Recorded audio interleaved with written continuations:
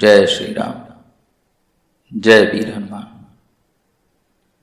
आज से हम रामचरितमानस के सुंदर कांड को पढ़ने और समझने की एक पूरी श्रृंखला प्रारंभ कर रहे हैं। जैसा कि हमें पता है कि रामचरितमानस को गोस्वामी तुलसीदास ने लिखा है और इसकी भाषा अवधी है। वहीं रामायण को महर्षि वाल्मीकि ने लिखा है और उसकी भाषा संस्कृत है। यहाँ पर हम रामचरितमानस के सुंदरकांड की बात कर रहे हैं। अतः यहाँ हम पूरी श्रृंखला में सुंदरकांड के माध्यम से अवधि को पढ़ने, समझने और अवधि के दोहों का सरल हिंदी में अर्थ निकालना सीखेंगे। अवधि हिंदी की ही एक उपभाषा है, इसे हिंदी से अलग न समझें, पर ये अपभ्रंश हिंदी है। इसमें हमें तद्भव के रूप देखने को मिलते हैं। तद्भव क्या है, तत्सम क्या है, इसे हम आगे समझेंगे। शुरुआत में ही यहाँ पर अभी इसकी चिंता करने की जरूरत नहीं है। यहाँ पर सबसे पहले हम ये समझ लेते हैं कि हमारी इस पूरी श्रृंखला का मुख्य उद्देश्य क्या है।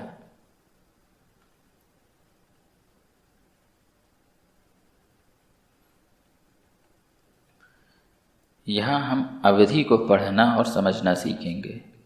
बहुत से ऐसे भक्त हैं जिनको रामचरितमानस पढ़ने में दिक्कत होती है, क्योंकि उनको अवधि पढ़ने में दिक्कत होती है। या फिर बहुत से ऐसे भक्त होते हैं जो कि सुंदरकांड का पाठ करना चाहते हैं, पर उनको सुंदरकांड पढ़ने में दिक्कत होती है, क्योंकि उनको अवधि पढ़ने में दिक्कत होती है। तो यहाँ पर हमारी इस समस्या का समाधान होगा, क्योंकि हम यहाँ पर अवधि को समझकर पढ़ेंगे, तो हमें अवधि पढ़ना यहाँ पर अच्छे से आएगा। जब हम अवधि को समझकर पढ़ेंगे तो हमारी सुंदरकांड की जो समझ है वो भी बढ़ेगी। तो यहाँ पर हमारी सुंदरकांड की समझ भी बढ़ेगी। इसके साथ ही हमारी हिंदी की समझ भी बढ़ेगी। हमें नए नए हिंदी के शब्द देखने को मिलेंगे और हमारे हिंदी के शब्दकोश में भी वृद्धि होगी।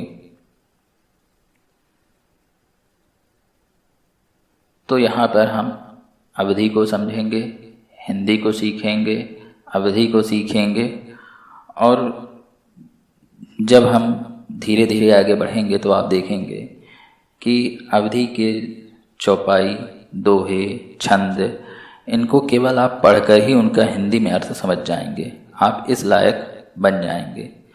तो हमारा यहाँ पर मुख्य उद्देश्य यही है कि हम अवधि को समझें, उसको पढ़ना सीखें, उसका शुद्ध उच्चारण करना सीखें, उसके साथ ही उसका हिंदी में अर्थ समझना सीखें।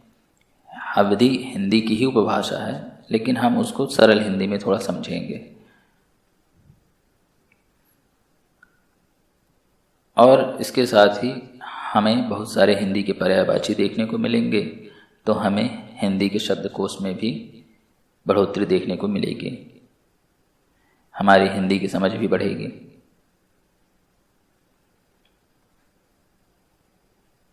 तो आइए अब हम अपने इस सुंदरकांड की श्रृंखला को शुरू करते हैं।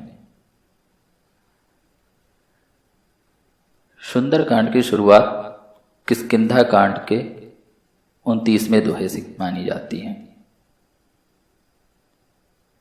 किष्किंधा कांड के 29वें दोहे से सुंदरकांड की शुरुआत मानी जाती है। इसके पीछे कारण ये है कि यहीं पर समुद्र को लांघने की पूरी रचना बनती है। हनुमान जी को उनका बल याद दिलाया जाता है, उनको उत्साहित किया जाता है, और इसके बाद हनुमान जी जो हैं वो लंका जाते हैं। तो ये सारा जो दृश्य है वो दोहा 29 में है। इसलिए किष्किंधा कांड के दोहे 29 से सुंदरकांड की शुरुआत मानी जाती है कि सुंदरकांड जो है वो यहीं से उसकी निरंतरता जो है वो बनती है।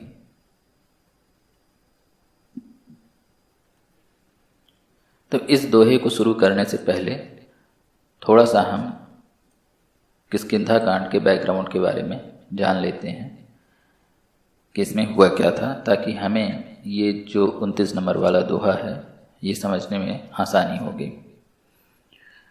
तो जब राम भगवान किष्किंधा पहुंचते हैं तो यहाँ पर उनकी मुलाकात हनुमान जी से होती है और हनुमान जी फिर राम जी और सुग्रीव जी की मित्रता कराते हैं। इसी किष्किंधा कांड में ही राम द्वारा बाली का वध किया जाता है।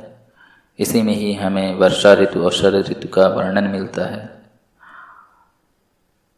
और इसी कांड में ही फिर जब सुग्रीव को राजा बना देते हैं राम, तो सुग्रीव जो हैं वो वानरों की सेना को माता सीता को खोजने के लिए चारों दिशाओं में भेजते हैं। उसी में से एक टोली जो माता सीता की खोज के लिए दक्षिण दिशा में जाती है, उसमें जामवंत होते हैं, हनुमान जी होते हैं, अंगद होते हैं और इनकी ये पूरी टोली घूमते घूमते समुद्र के तट पर पहुंच जाती है। समुद्र के तट पर दक्षिण भारत में इनकी मुलाकात संपाति से होती है और संपाति जो हैं वो इनको देखकर बताते हैं कि दूर लंका में त्रिकूट पर्वत पर माता सीता हैं। उन्होंने संपाति कहते हैं कि चूँकि वो गिद्ध हैं इसलिए उनकी दृष्टि जो है वो बहुत दूर की है, तो वो देख पा रहे हैं कि माता सीता जो हैं वो त्रिकूट पर्वत में हैं।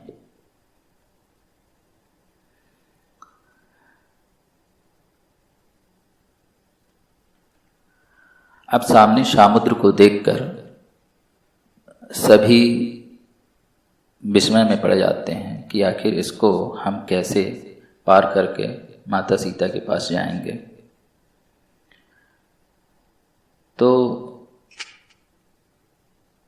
संपाति कहते हैं कि जो 100 योजन मतलब 400 कोस समुद्र लांघ सकता है, जो बुद्धि का निधान है, वही राम जी का ये कार्य कर सकता है। अधीर होने की जरूरत नहीं है, धीरज रखकर इसके बारे में विचार करो। और ये कहकर संपाति जो हैं वहां से चले जाते हैं।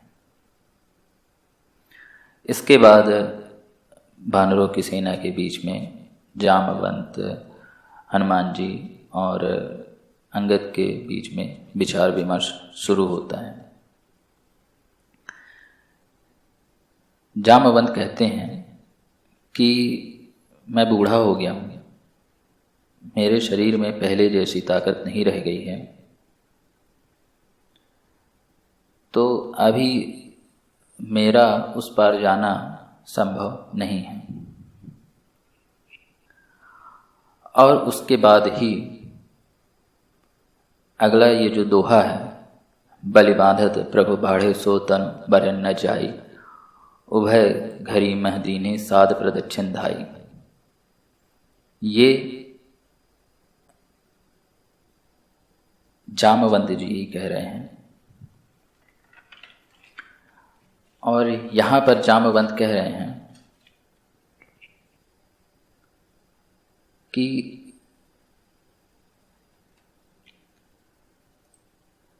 बलि बांधत, बलि नामक राक्षस को बांधते समय यहाँ पर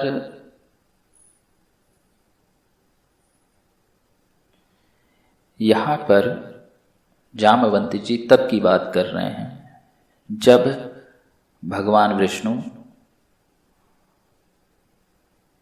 धरती पर वामन का अवतार लेकर आए थे और उस समय बलि नामक राक्षस था जिसने इंद्र आदि देवताओं का अधिकार छीन लिया था। तो उस समय वामन अवतार में जब राजा बलि को बांधने के लिए भगवान विष्णु ने जब अपना शरीर बढ़ाया, तो उसकी बात ही जामवंत यहाँ पर कह रहे हैं। तो बलि बांधत यानी कि बलि के बांधते समय प्रभु मतलब श्री राम भगवान विष्णु ही बाढ़े सो तनु बरन न जाए। बाढ़े मतलब बढ़े। बाढ़े जो है ये तद्भव शब्द ही है, इसका तत्सम जो है वो वर्धन होगा। तो तत्सम और तद्भव क्या है? तत्सम और तद्भव, तत्सम मतलब होता है तत्धन सम, यानी कि संस्कृत के वो शब्द जो ज्यों के त्यों हिंदी में हमारे आ गए हैं उन्हें हम तत्सम कहते हैं। और तद्भव, तद्भव यानी कि तद्धन भव, यानी कि वैसा हो गया। तो वे शब्द जो कि अपभ्रंश होकर हिंदी में आ गए हैं वो हमारे तद्भव शब्द कहलाते हैं। तो बाढ़्यों का जो तत्सम शब्द था वो वर्धन था और उससे ये बढ़ना हुआ और ये बाढ़्य हो गया अवधि में।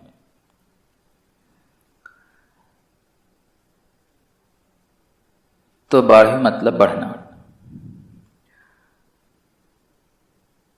सो तनु बरन न जाए। बरन, बरन जो है ये भी हमारा तद्भव शब्द है, इसका तत्सम जो है वो वर्णन है। तो तनु मतलब शरीर, तन देह।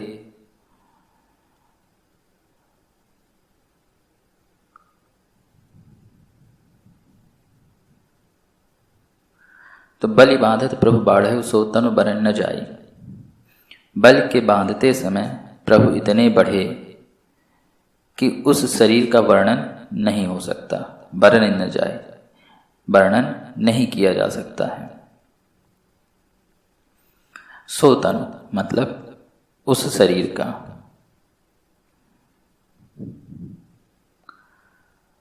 उभय घरी मह दीने साध प्रदक्षिण धाये। यहाँ पर उभय का अर्थ क्या है? तो उभय का अर्थ होता है दोनों में।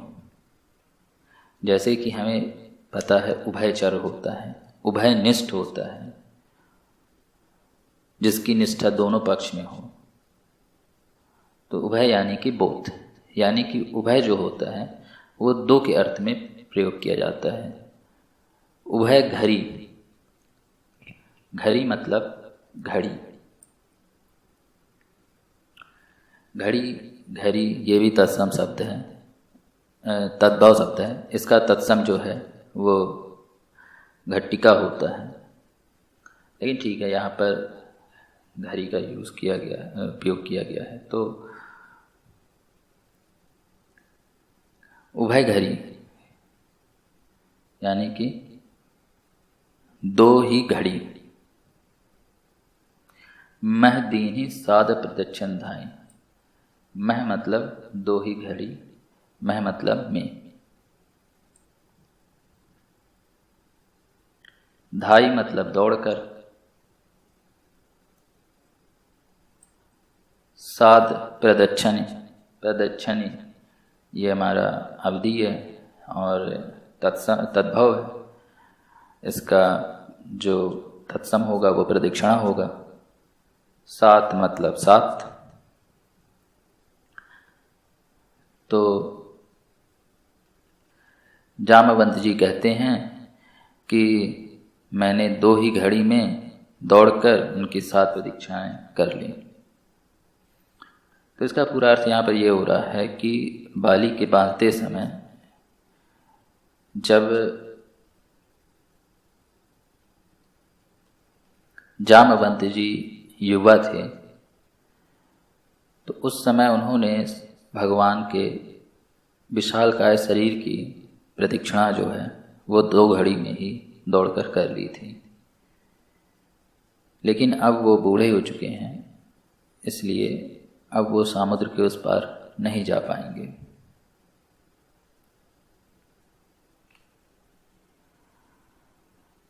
अंगद कहीं जाऊं मैं पारा, जिय संशय कछु फिरती बारा, जामवंत कह तुम सब लायक, पठई किम सब ही कर नायक।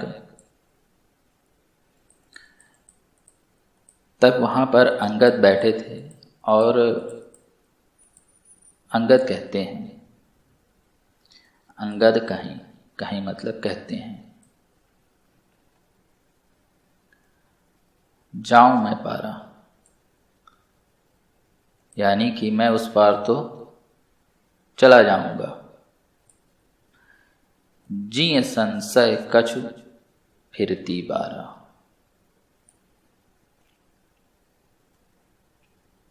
जिय मतलब मन में, संशय, संशय मतलब संदेह,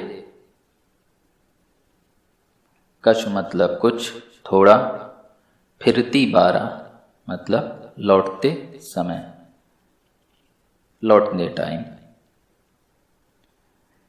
यहाँ पर देखिए संशय, अब संशय जो है ये तद्भव है, इसका जो तत्सम होता है वो होता है संशय।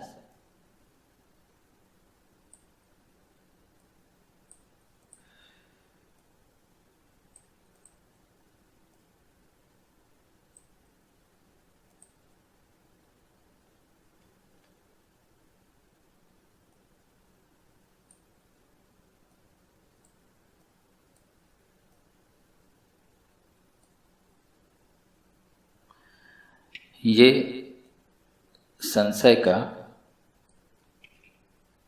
तत्सम रूप है और तुलसीदास जी ने इसका ये तद्भव रूप लिखा है। तो अंगद कहते हैं कि मैं उस पार तो चला जाऊंगा, पर लौटते समय मन में कुछ संशय है।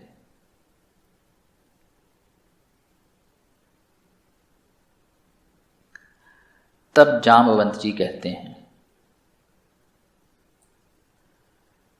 जामवंत कहते हैं तुम सब लायक।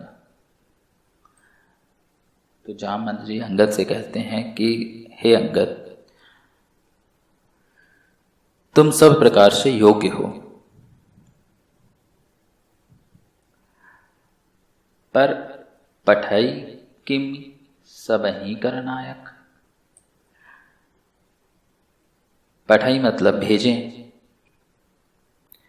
किम मतलब कैसे, सबही मतलब सबके, सबही कर नायक सबके नायक को कैसे भेजें। मतलब जामवंत कहते हैं कि अंगद तुम तो सब प्रकार से योग्य हो, पर तुम सबके नायक हो, तुम्हें कैसे भेजें। नायक मतलब नेता, लीडर, सेनापति। तो जामवंत उनको जाने से रोक देते हैं। फिर आगे देखते हैं, कहीं रीछपति सुनु हनुमाना। उधर हनुमान जी भी चुपचाप उतना बड़ा समुद्र देखकर बैठे थे। वो भी सोच विचार में पड़े थे कि आखिर इस समुद्र को कैसे पार किया जाए। तो कहीं रीछपति, अब यहाँ पर रीछपति, रीछपति यानी कि जामवंत जी। रीछ, रीछ मतलब होता है भालू, पर रीछपति जो होता है उसका अर्थ होता है जामवंत। अच्छा, ये रीछ जो है ये भी तत्सम है, सॉरी तद्भव है। ये रीछ भी जो है वो तद्भव है। इसका तत्सम क्या होगा? इसका तत्सम होता है रीछ।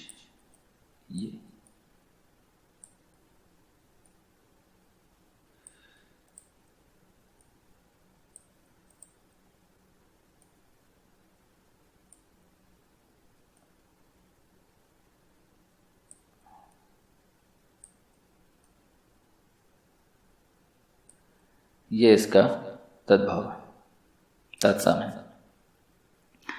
ये तद्भव है और ये इसका तत्सम है। तो यहाँ पर फिर से गोस्वामी तुलसीदास जी ने तद्भव का यूज किया है, ऋक्षपति। ऋक्षपति नहीं कहा है। अगर ऋक्षपति कहते तो वो तत्सम होता, लेकिन चूंकि ये अवधि भाषा है तो यहाँ पर तद्भव का ही हमें यूज मिलता है। तो कहें ऋक्षपति, ऋक्षपति यानी कि जामवंत, ये ऋक्षपति, ये ऋक्षपति। तो कहें ऋक्षपति सुनो हनुमान, सुनो हनुमान। हनुमान से जामवंत जी कहते हैं कि सुनो हनुमान, का चुप साधे रहो बलवाना, क्यों चुपचाप बैठे हो बलवान।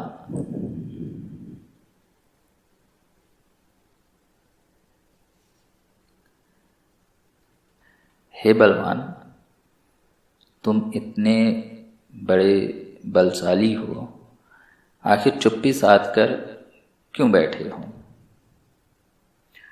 पवन तनय बल पवन समाना। तनय, तनय मतलब पुत्र, तनय मतलब पुत्र।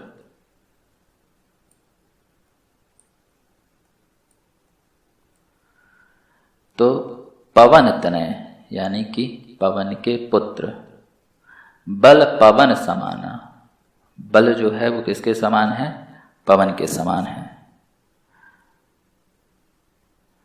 यानी कि तुम स्वयं पवन के पुत्र हो और तुम्हारा बल भी जो है वो पवन के समान है।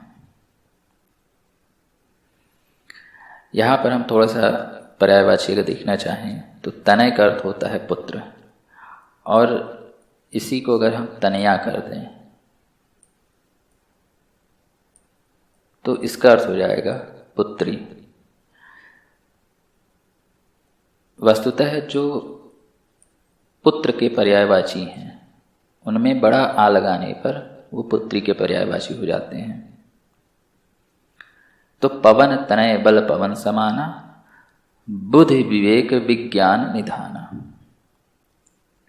अब यहां पर देखो, वो कह रहे हैं कि बुद्धि यानी कि बुद्धि, समझो ये अवधि है, तद्भव है। विवेक, विवेक, विज्ञान, क्या होगा इसका तत्सम, विज्ञान।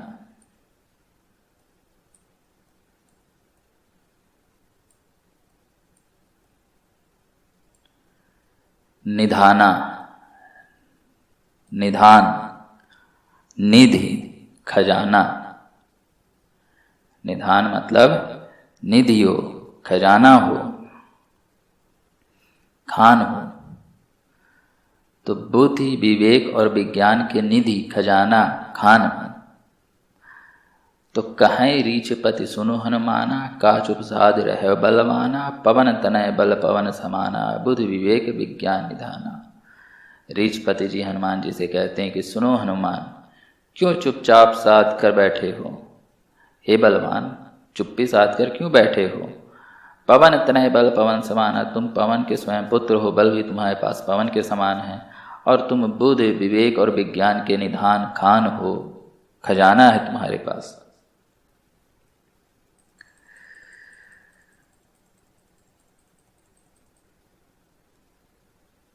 आगे कहते हैं जामवंत जी,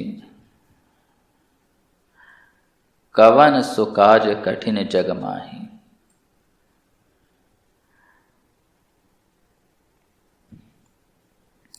कवन सुकाज, कवन सु मतलब कौन सा, काज। अब यहां पर काज का अर्थ शादी नहीं है, समझो बात को। ये अवधि है, ये तद्भव है, इसका तत्सम होता है कार्य। काज तद्भव है, इसका तत्सम होता है कार्य। तो कवन सु काज कठिन जग माही, इस जग में ऐसा कौन सा कार्य है जो तुम्हारे लिए कठिन है।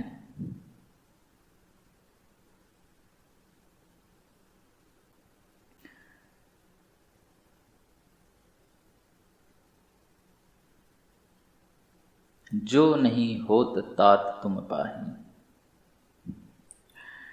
अब यहां पर एक चीज पहले समझ लो, जामवंत जी हनुमान जी को तात कह रहे हैं। यहां पर एक बहुत ही अच्छी चीज सीखने को मिलेगी आपको। तात जो है वो एक अनेकार्थी शब्द है। तात का अर्थ केवल अपना बड़ा या पिता नहीं होता है।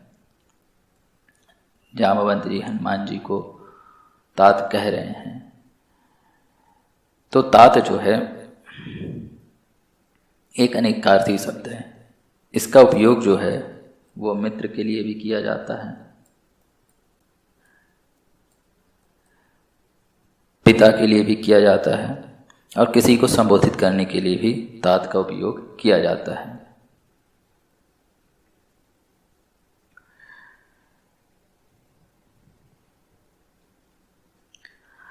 तो जामवंत जी कहते हैं कि कवन सु काज कठिन जग माही, जो नहीं होत तात तुम पाही। कवन सु काज कठिन जग माही, जो नहीं होई तात तुम पाही। जगत में कौन सा ऐसा कठिन काम है जो तात तुमसे ना हो सके। यहाँ पर तात का अर्थ जो है वो आपको समझ में आया होगा कि ये एक अनेकार्थी शब्द है। इसका अर्थ सिर्फ हम पिता के लिए या अपने से केवल बड़ों के लिए ही नहीं करते हैं, इसका उपयोग हम मित्र के लिए या किसी को संबोधित करने के लिए भी करते हैं। आगे कहते जामवंत जी, राम काज लगी तब अवतारा। हे हनुमान, काज मतलब कार्य, तो राम के काज लगी, लगी मतलब के लिए,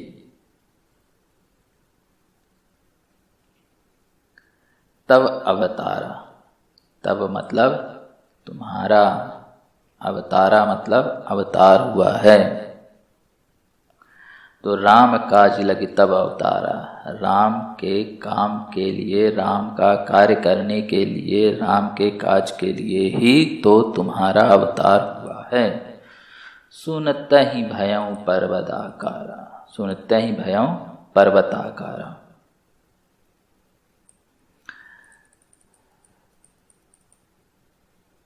तो जैसे ही जामवंत की इस बात को हनुमान जी सुनते हैं, वो पर्वत के समान आकार के हो जाते हैं। पर्वताकारा मतलब पर्वत के आकार का, यानी कि विशालकाय हो जाते हैं। तो जामवंत की इतनी बात सुनते ही हनुमान जी जो हैं वो पर्वत के समान विशालकाय हो जाते हैं। वस्तुतः हनुमान जी को श्राप मिला था कि वो अपनी शक्तियां भूल जाएंगे, और जब कोई उनको उनकी शक्तियां याद दिलाएगा तो वो फिर से अपनी शक्तियों को वापस पा जाएंगे। जामवंत जी को ये बात पता थी, तो उन्होंने हनुमान जी को उनकी शक्तियां याद दिलाई, और हनुमान जी को ये बात सुनते ही उनको उनकी सारी शक्तियां याद आ गईं। आगे देखते हैं। कनक बरन तन तेज बिराजा। यहां पर कनक का अर्थ है सोना। कनक का अर्थ है सोना, हेम। एक कनक का अर्थ धतूरा भी होता है, और कनक का अर्थ गेहूं भी होता है, लेकिन यहां पर कनक का अर्थ जो है वो सोना है। तो कनक बरन। अब यहां पर फिर देखिए तुलसीदास जी ने तद्भव का कैसा यूज किया है। इसका तत्सम जो होता है वो होता है वर्ण, यानी कि रंग।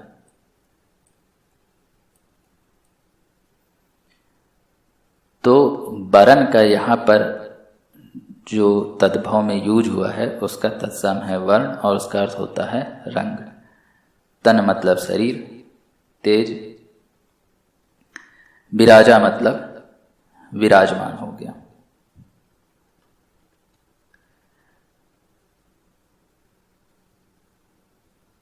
तो कहने का मतलब यहाँ पर यह है कि कनक बरन तन तेज विराजा।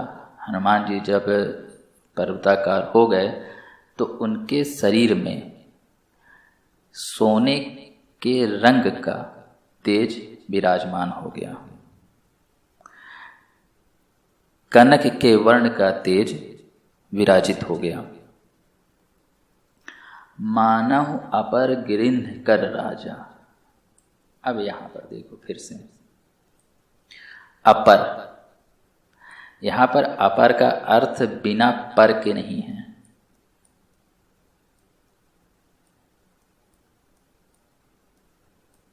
बिना पर, पर यानी कि पंख। तो यहां पर अपर का अर्थ बिना पंख के नहीं है। अपर का अर्थ यहां पर है दूसरा। ये अपर का यहां पर अर्थ क्या है? दूसरा। तो मानव अपर गिरिन कर राजा, मानो की दूसरा, मानो की दूसरा, गिरिन कर राजा। गिरि मतलब पर्वत, तो पर्वतों का राजा, मानो कि कोई दूसरा जो है वो पर्वतों का राजा हो। तो हनुमान जी का शरीर पर्वत के आकार का हो गया, उनके शरीर में सोने के वर्ण का रंग का तेज विराजमान हो गया, जैसे कि कोई दूसरा पर्वतों का राजा हो। सिंहनाद करी 12 हनुमान जी बार बार सिंह के समान गर्जना करने लगे। सिंहनाद। लीला ही नाघव जलनी दिखारा। अब यहां पर देखिए फिर लीलहि, लीलहि मतलब लीला।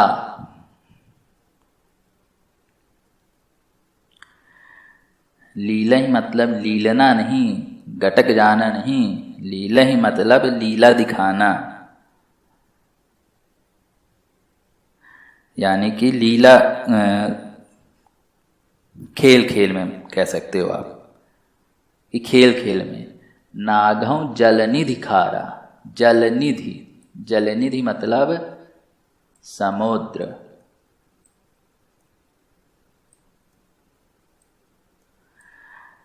जल निधि, पानी का जितना भी पर्याय है, जल पानी का ही पर्याय है, उसमें धी लगाने पर वो समुद्र का पर्याय हो जाता है। यहां पर धी जो है वो अधिकता को दिखाता है। धी जो है वो अधिकता को दिखाता है। तो जलनिधि मतलब जल की अधिकता। जल की अधिकता कहाँ पर है? समुद्र में है। तो लीलहि नाघव जलनिधि खारा मतलब खाला, खारा। तो सिंहनादि करी 12 लीलहि नाघव जलनिधि खारा। इतने बड़े खारे समुद्र को खेल में ही नाघ जाएंगे, मतलब लांघ जाएंगे, पार कर जाएंगे। खेल खेल में ही, खेल खेल में ही हनुमान जी जो हैं वो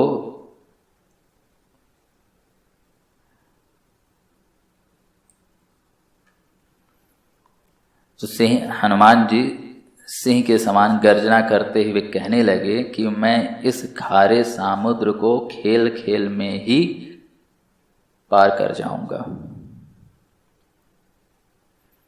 चलिए आगे देखते हैं। सहित सहाय रावण ही मारी, आनव यहाँ त्रिकूट उपारी, जामवंत मैं पूछऊं तो ही, उचित सिखावन दीजहु मोहि। यहाँ पर हनुमान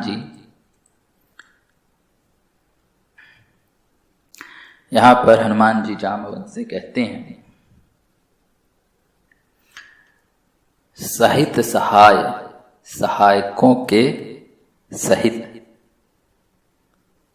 सहित सहाय, सहायकों के सहित, रावण ही मारी, रावण को मारकर, आनव यहाँ त्रिकूट उपारी, त्रिकूट, त्रिकूट पर्वत वही है जिस पर लंका बसी हुई है। तो हनुमान जी कहते हैं कि क्या मैं रावण को उसके सहायकों के साथ मारकर और त्रिकूट पर्वत को यहाँ पर उखाड़ कर ले आऊं? जामवंत मैं पूछूं तो ही, हे जामवंत जी मैं आपसे पूछता हूँ, उचित सिखावन दीजहु मोहि, जो उचित है वो सीख मुझे दीजिए। तो कुल मिलाकर हनुमान जी जामवंत से कहते हैं कि हे जामवंत जी मुझे बताइए कि क्या मैं रावण को उसके सहायकों के साथ मार दूं और त्रिकूट पर्वत जिस पर लंका बसी हुई है उस पूरी पर्वत को ही उखाड़ कर यहाँ पर ले आऊं? क्या उचित होगा? आप मुझे सहायता करिए, आप मुझे सलाह दीजिए। तब जामवंत जी कहते हैं, एतना करहूँ तात तुम जाई, सीतहि देखी कहूँ सुधि आई, तब निज भुज बल राजीव नैना, कौतुक लाग संग कपि सेना।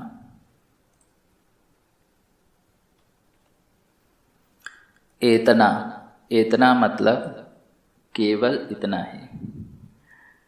करहूँ तात तुम जाई, करहूँ मतलब करो, तो हे तात तुम जाकर केवल इतना ही करो। सीता ही देखी कहूँ सुधि आई,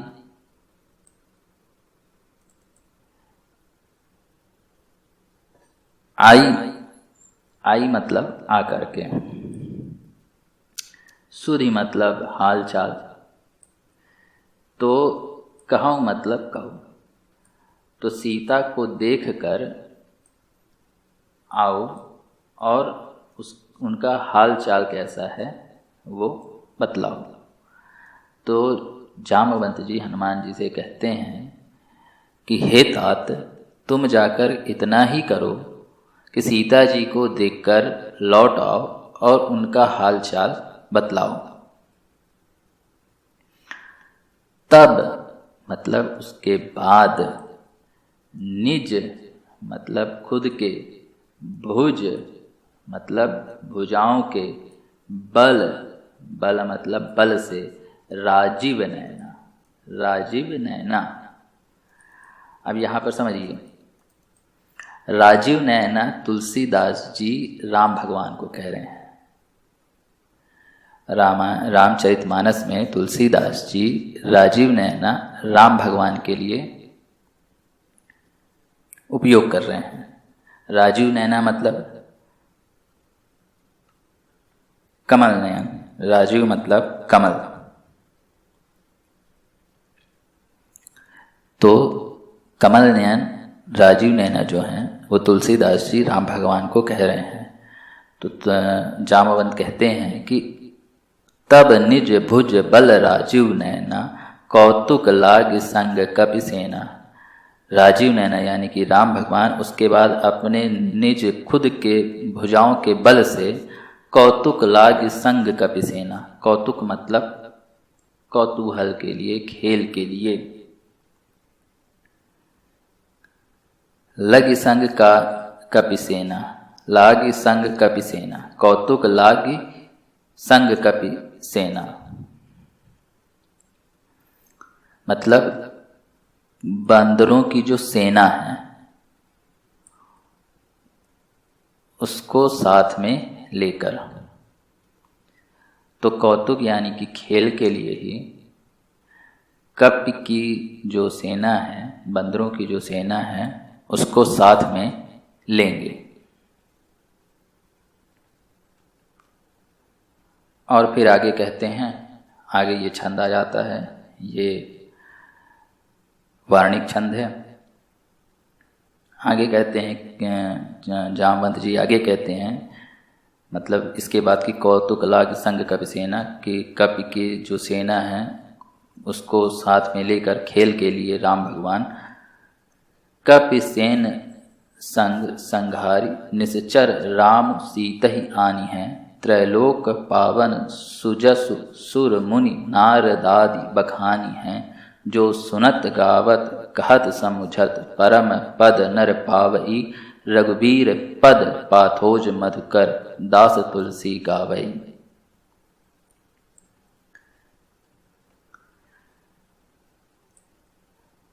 कपिसेन संग यानी कि बानरों की सेना को साथ लेकर संघारी निश्चर। अब यहाँ पर देखिए, निश्चर मतलब क्या? निश्चर मतलब होता है राक्षस। निश्चर मतलब राक्षस। संघारी, संघार करना और मारना दो अलग अलग चीजें। यहाँ पर राम भगवान संघार कर रहे हैं राक्षसों का, उनको मार नहीं रहे हैं, उनका संघार कर रहे हैं। जब किसी उचित काम के लिए किसी को मारा जाए तो वो संघार है। तो कपिसेन संग संघारी निश्चर राम सीत ही आनी है। राम सीत ही आनी है, रामचंद्र जी सीता जी को ले आएंगे।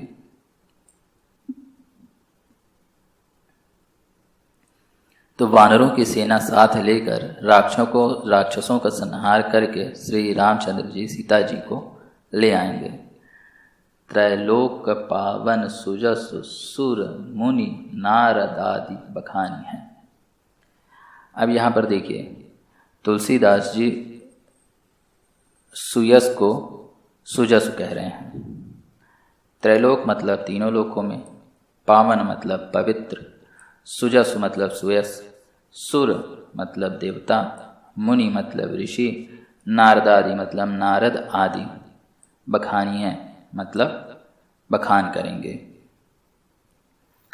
तो जब भगवान राम कौतुक के लिए कप की सेना को साथ में लेकर लंका जाएंगे और वहाँ से निशाचरों का, निश्चर जो हैं, राक्षस जो हैं, इनका संहार करके जब सीता जी को ले आएंगे, तो इस पावन सुयस को तीनों लोकों में सुर मुनि और नारद यानी कि देवता, ऋषि और नारद गाएंगे। जो सुनत गावत कहत समुझत परम पद नर पावई।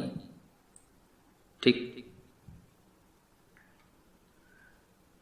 जो सुनत गावत मतलब जिसको सुनकर, गाकर, कहकर, मतलब आपस में वार्तालाप करके या समझकर, परम पद नर पावई, नर यानी कि मनुष्य परम पद को प्राप्त करेगा, पाएगा।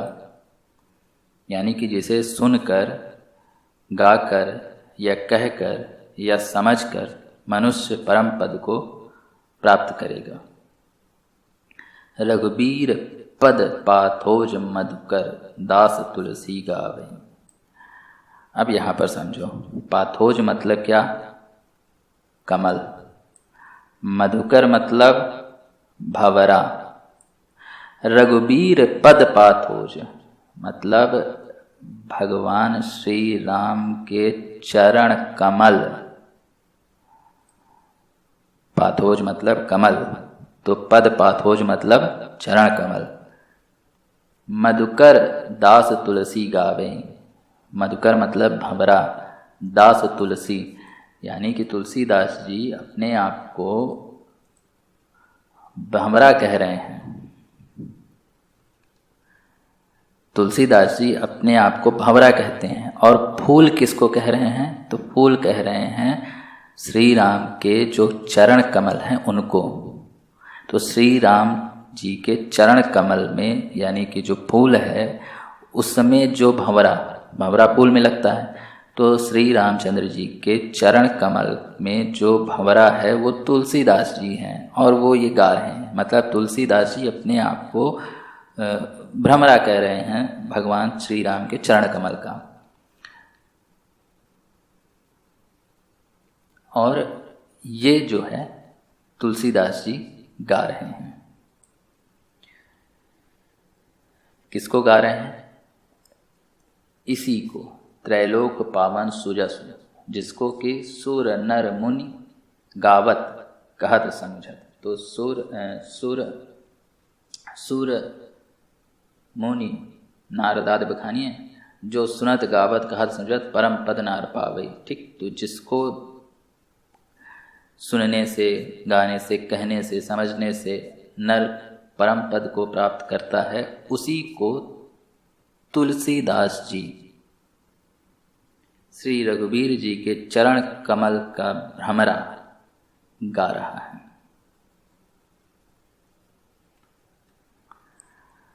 अब आगे देखते हैं। भव भेषज रघुनाथ जस सुनहि जे नर अरु नारी, तिन्हकर सकल मनोरथ सिद्ध करहि त्रिसरारी। भव मतलब क्या? भव मतलब होता है जन्म मरण का बंधन, दुख, संसार। भेषज मतलब क्या? भेषज मतलब औषधि, दवाई। जैसे कि भेषज विज्ञान मतलब होता है आयुर्विज्ञान, वैसे ही तो भव भेषज। रघुनाथ मतलब श्री रामचंद्र जी, जसु मतलब यश। तो भव भेषज रघुनाथ जसु सुनहि जे नर अरु नारी, यानी कि श्री रघुवीर जी का जो यश है वो भव यानी कि जन्म मरण रूपी रोग की अचूक दवा यानी कि औषधि है। तुलसीदास जी ये कह रहे हैं कि भव भेषज रघुनाथ जसु सुनहि जे नर अरु नारी।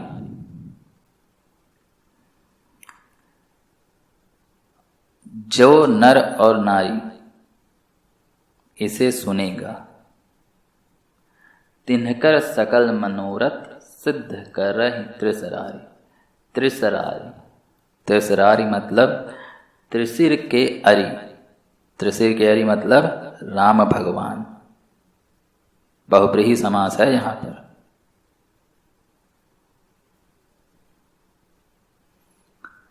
त्रिसरा नामक राक्षस को श्री रामचंद्र जी ने मारा था, तो वो त्रिसरा के अरि हो गए, शत्रु हो गए, इसलिए उनको त्रिसरारी कहा गया।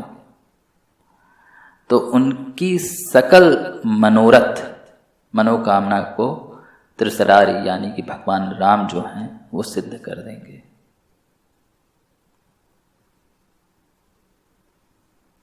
तो तुलसीदास जी कहते हैं कि भगवान राम का जो यह यश है वो भव यानी कि जन्म मरण के रोग की अचूक औषधि है। जो पुरुष और स्त्री इसे सुनेगा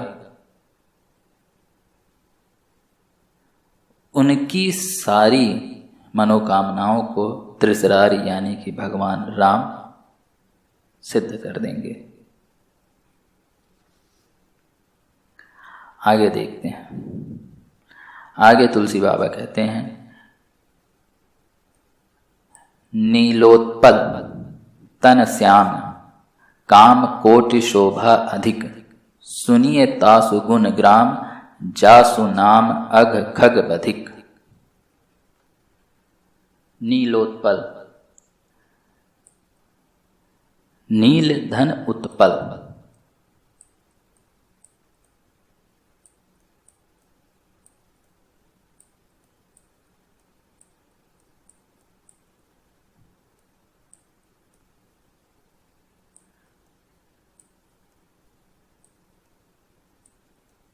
नील मतलब नीला और उत्पल मतलब कमल।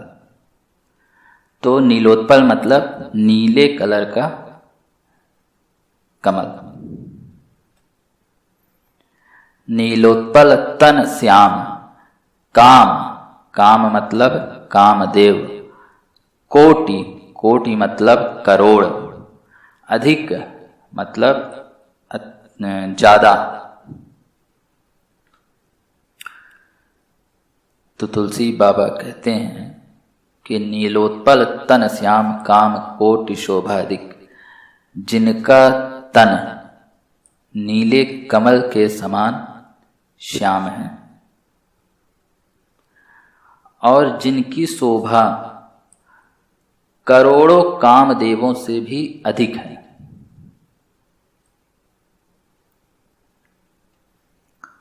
और आगे कहते हैं, सुनिए तासु गुण ग्राम, जासु नाम अग खग बधिक।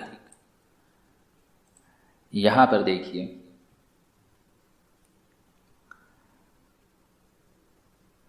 अघ मतलब दुखी, खग मतलब पक्षी और बधिक मतलब शिकारी। तासु मतलब जो। अब यहां पर ग्राम, गुण ग्राम, ग्राम, गुण ग्राम। ग्राम एक अनेकार्थी शब्द है। ग्राम का अर्थ गांव भी होता है, ग्राम का अर्थ समूह भी होता है। यहां पर बात की जा रही है श्री रामचंद्र जी के गुणों के समूहों की। गुणों का समूह मतलब उनकी लीला की।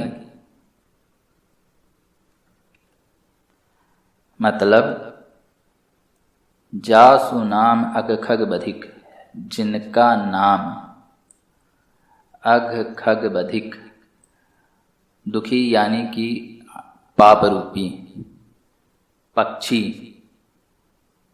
के शिकारी के समान है। मतलब जिनका नाम जो है वो पाप रूपी पक्षी को मारने वाला जो बधिक है उसके समान है, शिकारी के समान है। सुनिए तासु गुण ग्राम,